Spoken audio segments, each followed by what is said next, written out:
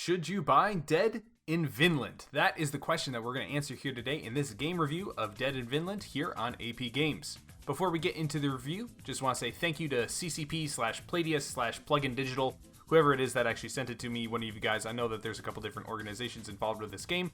Just want to say thank you for the free key. I really appreciate it for the purposes of this game review, and I've really enjoyed my time when it comes to this game. So with this game review, first of all, we're going to describe the game. Just kind of give a general overview of what it's about. Secondly, we'll go into the general gameplay. What do you actually do as you play the game? Third, we'll outline what makes it fun, what makes it challenging, what makes it engaging, what kind of challenges are present within the game. And then finally, we'll wrap it up with my overall rating, my summary, and my recommendations for Dead in Vinland. So with that, let's go ahead and get into the game. So in Dead in Vinland, you lead a family of 4 Vikings as they escape a deadly raid on their home. You're escaping across the sea and you land on this strange island, and you have to kind of make the best of it. You find a camp, you set up camp, you kind of have to collect resources and manage all your people. You find that there are other people there on the island. Some are friendly and they might join your camp, they might join you. Others are your rivals. They aim to subjugate you and just denigrate you and extract as many resources from you as possible before they potentially kill you.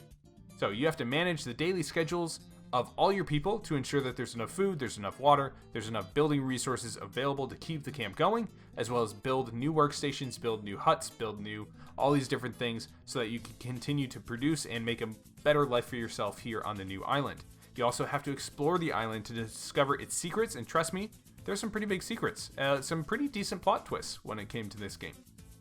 So that's the general overarching description of the game. Again, it is this story-driven RPG kind of game with a lot of management aspects in it. With that, let's go ahead and get into the gameplay. So again, the game is very much a turn-based management game. Again, lots of RPG elements in there as well. Each day that you are there in camp has 2 turns, the morning time and the evening time. And during both of these periods, your people can work at one of the workstations, one of the campsites around the camp. Stations might be collecting water at the water supplies area, or they might be at the lumber camp to cut wood, or the exploration site in order to, launch an exploration on the island, that sort of thing. Maybe they're at the craft station to build a new upgrade or to build a new workstation there around the camp. So there's a lot of different places that they can work. There's also an evening phase after those 2. So you've got the morning phase and the afternoon phase. I'll put it that way. That's probably a better way to say it. There's a morning phase and the afternoon phase, which you can do actual work at these stations. Then there's the evening phase.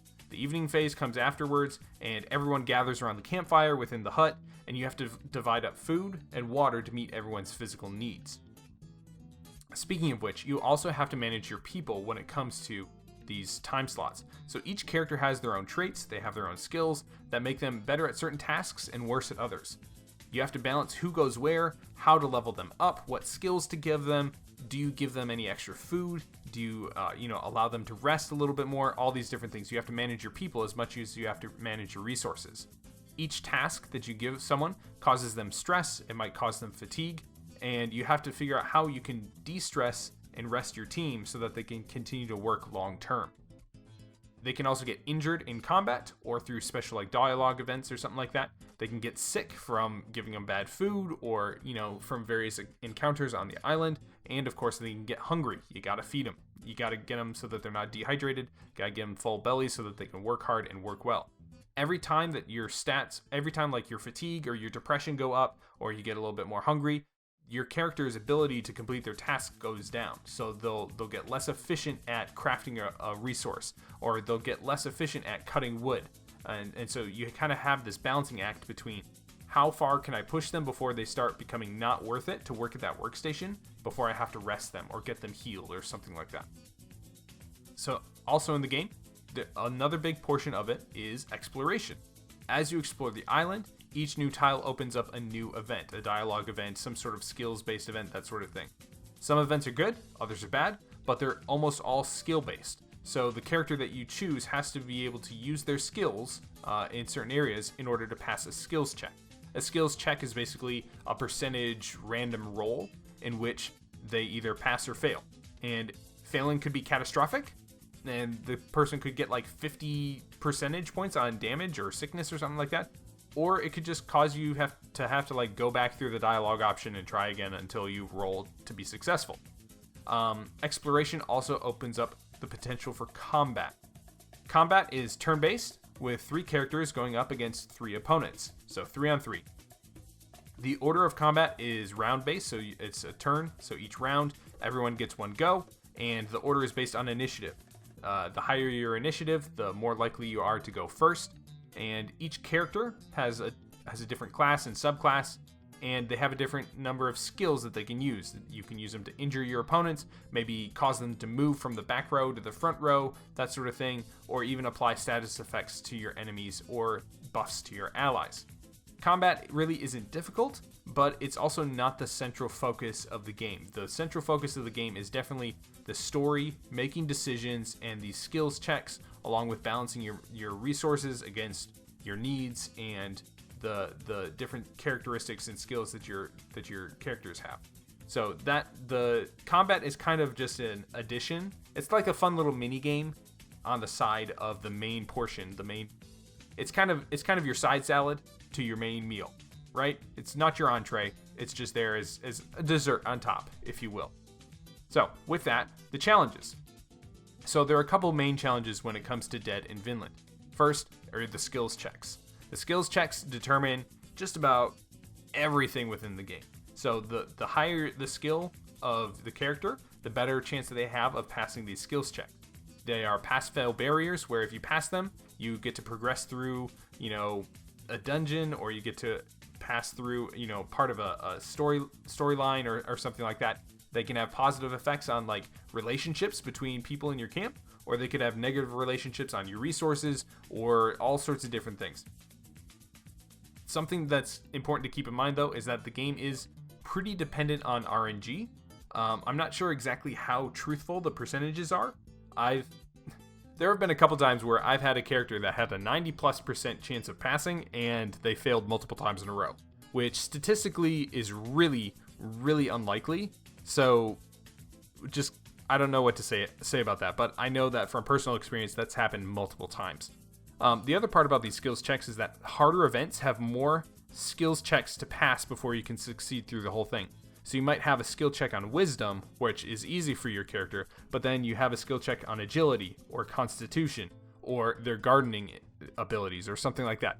And as they go through those, they have to be successful at all those different skills checks in order to pass the entire story event. It can be a little bit difficult, it can be a little bit frustrating, but at the same time, it also requires you to be very intentional about how do I skill up this person, how do I choose the right person for each of these events, the importance of kind of specializing your people, really, making sure that they do one thing or a couple things and they do it really well, and hoping that they're able to get through these skills checks. Another challenge, obviously, as a management game, is managing your resources as well as managing your people. So there's always more to do. There's always more that you need to get done than that you have the time to do in a day. Frankly, it's just like real life. So there's always more that you need to do during the morning and the afternoon work sessions than you can get done. So it's a question of who goes where, what do you focus on, how do you prioritize building and improving your camp, what do you spec towards as far as skills for each person, how do you determine who you keep pushing to get a little bit more work out of them versus when you rest them and allow them to kind of recuperate a little bit. So it's this big problem because every turn that you're resting someone means that you're not gaining resources. And every turn that you're not gaining resources means you don't have the resources for future turns to build stuff or to craft stuff or to purchase things, that sort of thing. So you want to be able to maximize your efficiency on what you're gaining from resources while also not driving your people into the dirt as you work them and work them and work them and eventually potentially kill them. Your characters can die off if you work them too hard, if they get too depressed, if you don't feed them, those sort of things. Also, it's important to note that a death of any of the main 4 characters will cause you to lose the game. So that's another thing as well, is you have to prioritize your family members over potentially more valuable party members that come from the outside, which is kind of a little bit more of a balance there as well. Again, there's this challenge of deciding what to build and when to build it. Your build order is pretty important, actually. You have to think through pretty carefully, okay, what's the next crafting station that I need to build? Do I build, the forge? Do I upgrade the tavern? Do I build like a cooking area, or do I focus on gardens? Do I, all these different areas that you could do, all these different workstations you could build, but which one is the right one to create in now versus holding out for it later? Again, there's always resources that you need, but you can't get because you don't have this workstation. But in order to get that workstation, you need to have X, Y, and Z in place. So it's this big interwoven net of, I need these resources and I need this person and I need these skills, and like being able to navigate all that. It's very complex, and I really enjoyed that. The final challenge is the weekly requirements for deliveries. So the big bad guy on the island, his name is Bjorn. He puts a mandate on you, and you have to deliver something to him every week. Usually it's some sort of resource like stone or wood or berries or something like that. If you don't meet it, then his little meter, he gets a little bit more upset at you. He doesn't like you as much, and potentially could take it out on you with some sort of raid, or maybe he hurts somebody. I don't know. So it's always the struggle between getting the resources you need in order to fulfill that delivery for the week, especially food, as opposed to like getting the resources you need to survive and progress in order to make it easier on yourself to fulfill those deliveries in the future and eventually overthrow him. Of course, there's the obvious challenge of keeping everyone fed, hydrated, and disease and injury free, as well as making sure that they're not depressed or too tired. So those are the big challenges: skill checks, management of resources, deciding what to build and when, management of people, weekly requirements, keeping everybody fed, all that sort of stuff. So the review, the final score. What do we give Dead in Vinland? Well, for those of you who have never seen my game reviews, for those of you that have never seen my game reviews before, my rating system is pretty simple. If a friend were to ask me about Dead in Vinland, would I recommend it to them or not? How would I rate it in that setting? That's what I try and do here on these videos. So on a scale of 1 to 5, 1 being just abandonware, it's buggy, it doesn't even run, it's just this nasty, terrible, no good game, don't ever buy it. And a 5 is like these games that just, they define a genre, they define a year, they're the game of the year winners kind of thing. They are just these excellent, crazy good games that define video gaming for that year and maybe even that decade, right? A 3 is just a solid game, and a 2 and a 4 are kind of in between those other categories. So what do I give Dead in Vinland? I give Dead in Vinland a solid 4. It's a darn fun game, guys. It's really fun. The challenge is real. It's super complex. I really enjoy the complexity of all the systems that interact and having to stay on your toes in order to manage everything. So you've got one character who's depressed, and so you gotta send him to the tavern, but you can't send him to the tavern alone because drinking alone, that'll make him more depressed. And so you have to have somebody else that'll go and drink them with him, even if they don't really need to drink that much. But then, they don't get as much from drinking, and then, which is that's kind of a weird phrase. I didn't think I would ever say that in one of my game reviews. But you just see, you've got skills that come into play, and then there's the relationship between the two of them, and then, okay, if I attribute those two people to the tavern, that means that somebody's not collecting water, so I need to shift somebody else to collecting water because I need more water, and then they're bad at getting water because if they've got this, they've got an illness that I need to cure, so that the next time I'm going to have them cure the illness at the medical center, but that means that somebody has to be the medic, and so you can just see it just starts like branching out from there. It's just like, it's crazy. I really enjoy the complexity. But they do a very good job of balancing between this. They keep you right on the edge. It's this balance of making you're able to get enough to get by, but not so much that you can get ahead, right? They're always keeping you teetering like super close to disaster, right? It's one of those things where it's like if one wrong move happens, then it could set off all this big chain of events that just ruin you for like 3 days or 5 days or something like that. So I really like that tension. They do a good job with that. I found it to be one of those games that's like those just one more turn games. It's just like one more day. I just need one more day and I'll get to a good stopping point. And then you get to that point and you're like, oh, I'm just so close to getting this new crafting station. Okay, one more day. So there are a few negatives for the game. Again, the reliance on RNG is something that I did not enjoy. It can be really frustrating, especially when your character fails multiple times on something that they should be able to easily win. I also found that the game does kind of drag on a little bit. The game would have benefited from being just a tad shorter. So I'm doing a personal playthrough.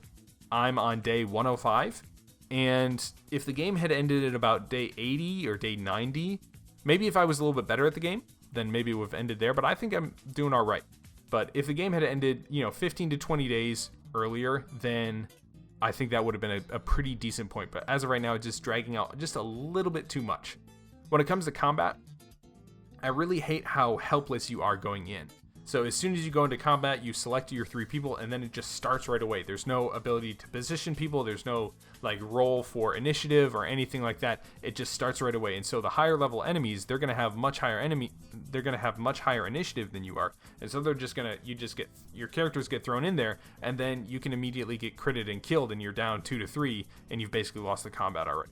So I think that combat needs to be improved in future games. But I also understand it's kind of this. Again, it's kind of an addition to the game. It's not a big portion of the game. Replayability is probably pretty low when it comes to the game, unless you do an Iron Man mode or crazy hard difficult mode, because the storyline is pretty the same, and once you figured it out, then you've kind of got the rhythm going. And again, if it gets a little repetitive, if it stretches out a little bit too much on your first run, unless you're trying to do something perfectly, or if you want to try some different strategy on build order or something like that, there's not a lot of room for replayability. Other detractors, I was not aware of how graphic and gross and crass that the game would be. I don't think that's necessarily bad. There's room for that within the gaming sphere. I wasn't aware. It just was one of those things that kind of passed me by. It took me by surprise when they were pretty vulgar. And then finally, there's one storyline that discusses the romance between the daughter, Kari, which I think in somewhere in there it says that she's 14 years old. And the storyline basically discusses her potential romance with an older character. And I'm kind of not okay with that. 14 is just again, this is a personal thing, but 14 is a little bit young to be talking about a potential sexual relationship between 2 characters, especially when one character seems significantly older. So I don't know. Take that for what you will. You might never encounter that storyline based on the characters that you take into your camp, but it's there, and it did bother me. So that's something to be aware of. Other than that storyline, I thought the story was good. The balance is just right. I really enjoyed myself thoroughly when it comes to the relationships and decisions and the skills checks. I've really enjoyed the game overall, despite all those negatives. Even though I'm kind of on the brink between satisfied and exhausted when it comes to the game length, I would still recommend it. I think it's still a solid game. It might fluctuate based on people's preferences, but it's still a very solid game. And lastly, I would say that this style of RPG plus people management kind of game that they've got going here has a lot of potential. I think that it's kind of this melding of 2 subgenres together, and they do a very good job at CCCP. Is that enough? I think that's the right number of C's. Palladius, etc. So I think that they've done a very good job of that balance, and I think that they should continue to do it, along with a couple fixes, a little less reliance on RNG, making the game a little bit more compact, introducing some branching storylines in there, and some different possibilities to increase replayability, and this would be a very, very solid game. So that is my thoughts on Dead in Vinland. I think it's a pretty solid game, and I think that you guys would not be too disappointed if you picked it up, if you're a fan of management games and RPGs and stuff. So let me know if you have any questions or if you have any concerns or comments down in the comment section here on the video. And until next time, thanks again for tuning in for another game review here on AP Games.